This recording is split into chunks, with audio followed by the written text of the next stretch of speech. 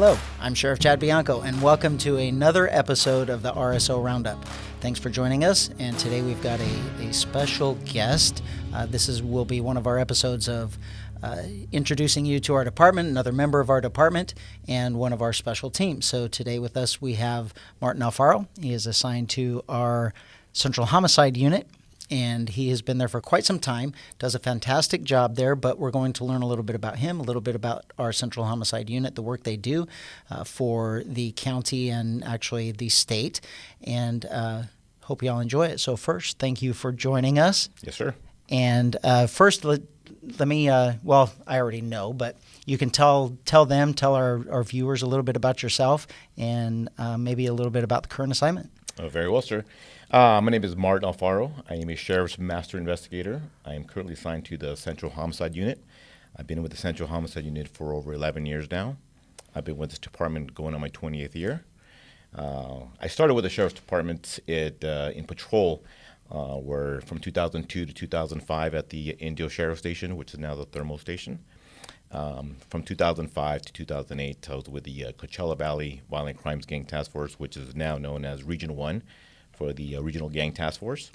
And in 2008, I was promoted to investigator, where I was assigned to the Palm Desert Station, where I was an Investigator 1, promoted to Investigator 2, and in 2011, the books were open, and I became to Central Homicide Unit, where I still currently am since 2011. I heard you want to leave there. Absolutely not. I'm just kidding. No, once our investigators get assigned there, they usually want to stay there. A homicide investigator is probably, for some, is one of the premier spots to get, and one of the crimes to investigate. Obviously, a crime against a person is one of the biggest things that we investigate, and a homicide is the crime. So the investigations are obviously detailed and long and complex. It's that mentality of, it's a competition between you and the suspect to see who's going to win. It's your job to solve that crime and make sure that we arrest the right person. Absolutely. And that person is prosecuted and convicted for that crime. Yes. We owe it to the victims, and we owe it to the rest of the residents in the county. So it is complex. We'll get into that, but like I like saying, and like I want everyone to see and hear, is while you are the ultimate professional in what you do and how you operate at work and everything else, you're a regular person. Yes, absolutely. You have a life outside of this. Yes, although I really enjoy what I do. I'm a human being. I have a normal life. I have a family. But I've been blessed with such a great career and such a great detail to work in. I hope that your family is watching. I want to thank them while they're watching here for their dedication to us also, because without their support, you wouldn't be able to do what you do for us because of the time that's spent away. Absolutely, sir. And you're so right about that. It's because when you're on call, you're on a standby time. And yes, you're with your family. You have some family functions, a birthday, or what typically already has happened to me is I'll be on call and we get called out right when I started watching the movie at a theater. And my kids and my wife knows that once the call comes, we all got to go. And a little upset, but they understand. So the key thing is you got to have a supportive family in law enforcement, specifically in homicide unit. Yeah, absolutely. So tell me about how many hours a day are you working? Average. We do have the normal banker's hours from 7 to 5, but as you know, homicides happen any time of the day. Mostly at night, 2, 3 o'clock is our normal hours, but we work. When there's a call out, it's average. You have a minimum of a 16-hour day, bare minimum. And that could have started at 2 o'clock in the morning or right after you got off work. It's very typical to work easily a 24-hour day.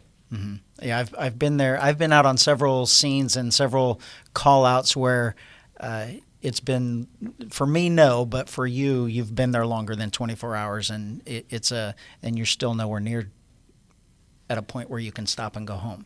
No, that does happen at all. And every case it's case specific. When you're getting close to the suspect, you have multiple teams out there. You have our SWAT team, our MCU team, our GIT teams out there helping, assisting. You can't go home. The suspect needs to be caught. He's a danger to the public. You arrest as much as you can. It's being in homicide is a team function, and we get our guy. So one of those things, as you were talking, it popped into my head. You know, you're out on a call for many hours. 5, 6, 8, 12, sometimes in the 24s, and we're still at that scene. A lot of times, the public has this perception that you should have solved this case already because of TV. Oh, absolutely. It's a 1 hour show, it's a 2 hour show, and they solve it in that amount of time. Real life is not like that. No, absolutely not. We run that almost in every case. Neighbors saying, "Hey, why don't you get the DNA? And did the DNA come back?" And we all know DNA doesn't come back in hours nor days. It takes a while. When we get called out, we do everything very methodically. We only have one chance to do it, and we cannot mess up. And that's why we're very successful in our unit in finding the bad guys and getting a prosecution for them. We have done a very good job. You guys are fantastic at what you do, and it's not something that we just notice internally. It's noticed throughout the rest of the state, actually, and we're actually helping others in their homicide investigations. You guys are quite busy. Absolutely. And let me just touch onto that, sir. We've helped out many agencies within Riverside County, whether it's Palm Springs PD and the Coachella Valley, Riverside PD. But you've sent us out as far as Inyo County, Mono County. We've helped a lot of agencies with their homicide investigations. We're good with what we do.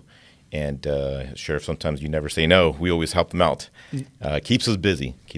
That's right. Thankfully, I know sometimes you all might roll your eyes when you get that call because I committed you to something, but it's very, the residents of Riverside County should know that our team that we have here, unbelievably competent and good at what we do. Yes. And when others call and ask for our expertise, it's hard to say no, especially when I'm not sending you up there to handle a burglary of a store. This is the death of a human being, and if they need our help, we're more than happy to go up there and help. And I'm very proud of our department that I can send you all up there and that they're requesting you. Absolutely, and I want to add to that.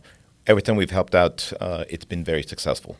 Very successful. Absolutely, and it's within. You mentioned it. We're talking about out of state, but just within our county, we routinely help our other police departments. Yes, we do. In complex investigations, and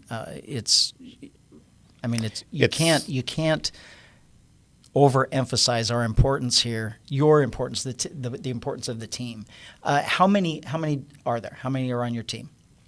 Well, Central Homicide Unit is broken down to one captain. It's Captain Misty Reynolds, one lieutenant. It's Brian DeMarco. Then we have 5 sergeants. And within those 5 sergeants, we have 30 investigators.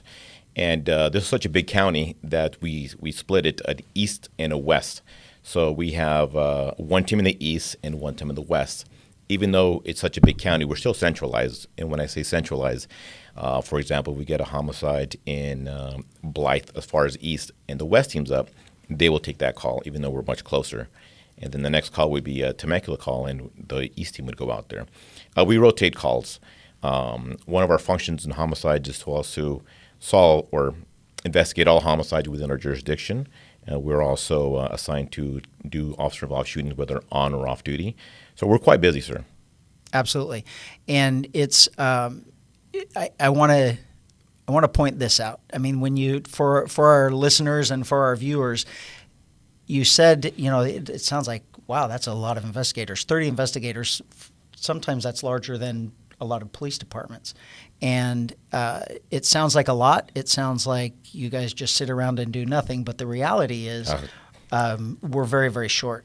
We are short. And let me also include within those 30 investigators, we have 4 investigators within those 30 to our FID, which is our Force Investigation Detail. We also have 2 homicide investigators assigned to the Cold Case Unit. And we also had other investigators in other teams, but mostly we have that work homicide, probably about 24 investigators, and we're still short, sir. Yeah, it's definitely not enough, and it's probably I'm routinely told that we could double it to spare all of you on the forced overtime and the call outs and how many times you have to be on call and all of those different types of things that go into the job. Yes. And it's fortunately for us, we have very unique people that are assigned to the unit that love doing what they're doing and never say no. But unfortunately, we have to be worried about your burnout. Correct. We have to be worried that we're not giving you enough time off and that you're going to get run down physically to where you just can't do it anymore. So we know that we have to increase the size of those teams, and it's something that we need to really push the County Board of Supervisors to know that unfortunately we are 2.5 million people in this county, and for you in the last couple of years, the amount of work is going up. It has. Crime has risen. There's, without a doubt, it has risen about 20% last year from 2020 based on our stats. But yeah, we are overworked, and we do our best, and we will always do our best. Very nice. We know that, and we know it's going well. Tell us, is there any, as far as what you can get into, what's the most memorable case that you've had so far? Well, we've being in homicide for 11 years. A couple notable cases that's nationwide news, and I've assisted Investigator Larrero, Investigator Gomez in the homicide of Palm Springs police officer Gil Vega and Zarebny. That hit the Coachella Valley because I'm in the West team. That hit us pretty hard, but we did the investigation on that. Our SWAT team got the suspect. Ultimately, it's already been adjudicated, meaning it's already gone through the court system. But I participated in that case. In fact, that case, every single homicide investigator came out to assist because everybody wants to help. I was part of that. I dealt with the evidence portion on that, but Investigator Larrero, Investigator Gomez did an outstanding job. We work hand in hand with the district attorney's office. Other cases, I was also part of the CHP Moy case where he passed away recently. I was assigned with the hospital scene. We assisted RPD in that case. RPD ultimately took over that case. But again, the whole world comes out when those incidents happens. I have worked at least 150 murders within my 11 years, probably 35 or 40 of them as a primary. When I say primary, whenever there's a homicide, whenever the Central Homicide Unit gets called out, there's always gets one primary investigator, one secondary investigator, and one scene investigator with one sergeant. And that's the way it breaks down. And the luxury that we do have, we're such a good team, if we needed more bodies, we could always call this secondary team to come up with us. But every homicide gets a minimum of 3 investigators.